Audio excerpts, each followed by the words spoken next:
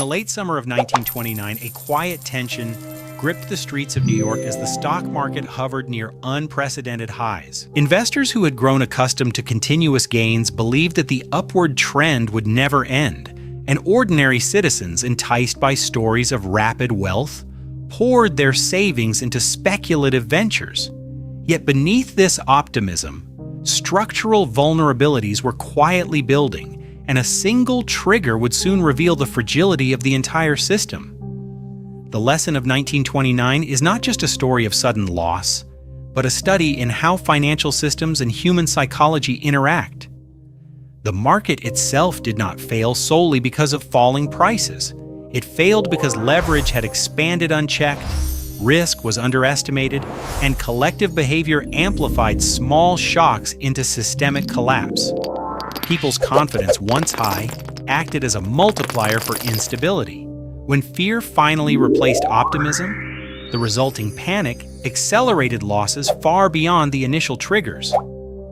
Psychologically, the crash illustrates how overconfidence and herd behavior can distort perception. Individuals rarely see the invisible chains linking their decisions to broader systemic risk. They underestimate the speed at which sentiment can change, and they often confuse past trends with future certainty.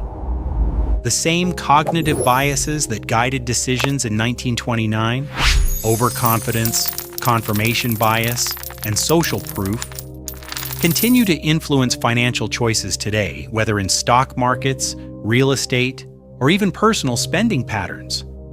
Mathematically, the crash demonstrates the compounding effects of leverage and margin.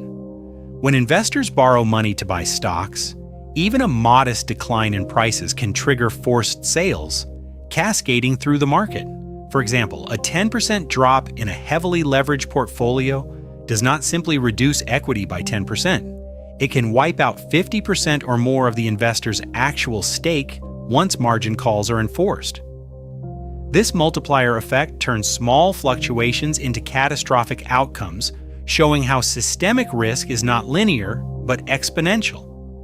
Viewed more broadly, the 1929 crash is a reminder that economic systems operate in cycles, influenced by policies, incentives, and collective behavior. Wealth is not only created or destroyed through individual skill, but also through patterns of leverage, speculation, and societal confidence.